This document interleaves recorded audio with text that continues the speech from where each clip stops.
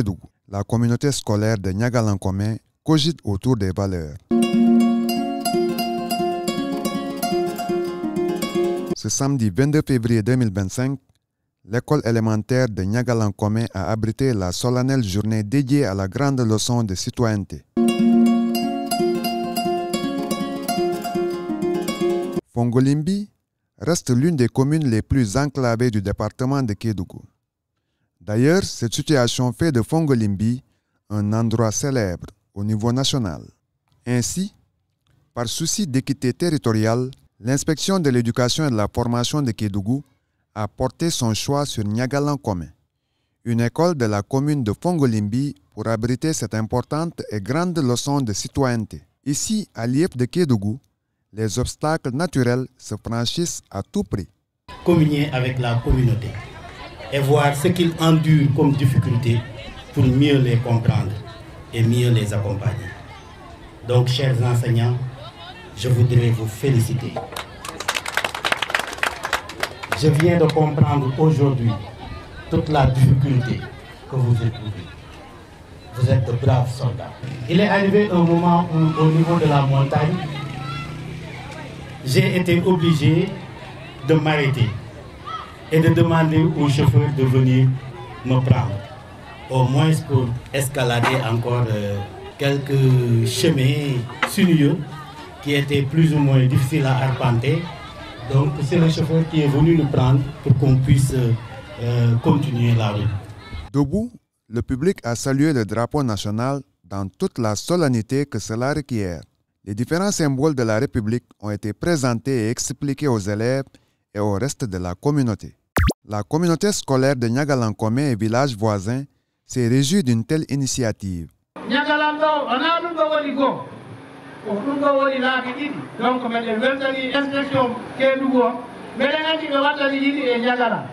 Merci, chers inspecteurs, de porter votre confiance sur ma modeste personne et de faire ce déplacement pour cette cérémonie solennelle de la levée des couleurs. Pour mieux prendre en compte la problématique de l'éducation dans la zone, les acteurs ont porté leur choix sur le thème « La déperdition scolaire dans le district de Fongo-Fouta, causes et solutions à préconiser ». Une occasion saisie par les différents acteurs pour porter à la connaissance du public les fruits de leurs réflexions. Les contraintes majeures qui s'opposent à la promotion des enseignements-apprentissages dans le district de Fongo-Fouta sont diverses et variées. On peut citer les mariages précoces, le manque d'encadrement parental, la distance entre les établissements du moins et également l'environnement des écoles. Les signes avant-coureurs de la déperdition sont nombreux. Il est essentiel de reconnaître les signes suivants. Les absences répétées sans motif évident signalent un désengagement croissant vis-à-vis de l'école. Le changement de comportement tel que l'isolement, l'agressivité ou le retrait social peuvent être des indicateurs de stress ou de malaise. Pour inverser la tendance et inscrire le district sur les rampes de l'émergence, il faut améliorer l'environnement scolaire en relation avec tous les acteurs que sont la communauté et les collectivités locales. Si tawi non ɓurtu ala ka galle si ɓikkun dawi hino miijade ko tawata ka galle hino andi ko acci ka école o heɓata hakkille no jangira nene ɓe yo watta yili e baba ɓen ka école sukaɓe ɓen heɓano jangira hino waɗi avantage. Merci pour le choix du thème qui à mon avis est un thème très important. C'est un thème qui colle avec le contexte et la réalité de l'arrondissement de Fongolimbi. Dans la prise en charge de ces problématiques et autres défis qui secouent l'école, l'enseignant a un grand rôle à y jouer. Force est de constater qu'on ne peut rien exiger des autres si on n'est pas exigeant vis-à-vis de soi-même. L'enseignant est un mythe et il doit sauvegarder ce mythe. Parce que si ce mythe est brisé, c'est une haute perception de l'école, c'est une haute perception de l'enseignant. Alors parmi ces principes, il y a cette équidistance que l'enseignant doit avoir quand même. Parce que l'enseignant, c'est la tenue et la retenue. Cela m'amène à dire que l'éducateur doit manifester une réelle volonté de se réaliser pleinement en cultivant deux qualités majeures, l'autocritique et l'autodiscipline. Avoir cette équidistance lui permettra d'être au-dessus de la mêlée. Parce que quand vous venez dans un village, vous êtes fraîchement affecté dans un village, vous êtes une référence pour ce village-là. Donc vous devez soigner votre comportement, vous devez soigner vos relations, vous devez soigner votre attitude. Vous êtes une référence pour ces villageois-là, vous êtes une référence pour ces enfants qu'on vous a confiés. C'est juste un rappel parce que nous tous, nous sommes acteurs de l'éducation. Mais ces règles sont pratiquement aujourd'hui violées. Quand on a une haute idée de sa mission, on n'a pas le temps de penser à autre chose que de faire en sorte que les enfants dont on a la charte d'éducation bénéficient pleinement de toutes les opportunités de savoir et d'exploiter leur potentialité. Un enseignant dans un village, il doit être un modèle dans tous les domaines. Vous êtes musulman ou vous êtes chrétien, vous êtes affecté dans un village, les gens doivent le découvrir de votre comportement. Vous devez incarner des valeurs hors pair qui font que les gens vous respectent et vous respecteront toujours. Vous devez aussi faire preuve de retenue. Certaines pratiques culturelles peuvent perturber la scolarité des jeunes filles.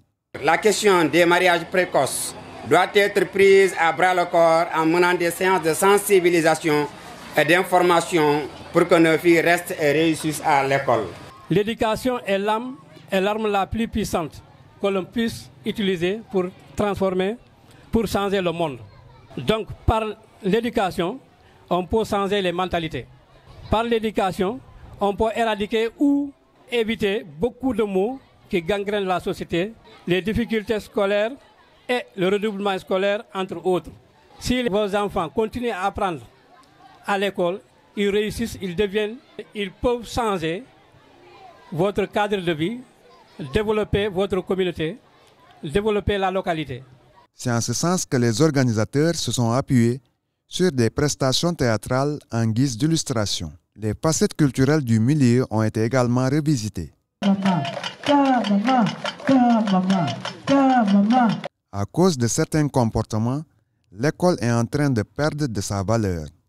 Les écoles sont transformées en des discothèques. Ailleurs, j'ai vu qu'on a transformé des écoles en des discothèques. Et ça, c'est détériorer l'image de l'école. L'école est un symbole et un mythe. L'enseignant, le monde éducatif doit le préserver. C'est un milieu où il y a des valeurs à véhiculer. Donc on ne peut pas permettre certaines choses à l'école. Si les gens veulent une discothèque, ils n'ont qu'à trouver des moyens pour construire un bâtiment ou un local pour leur discothèque.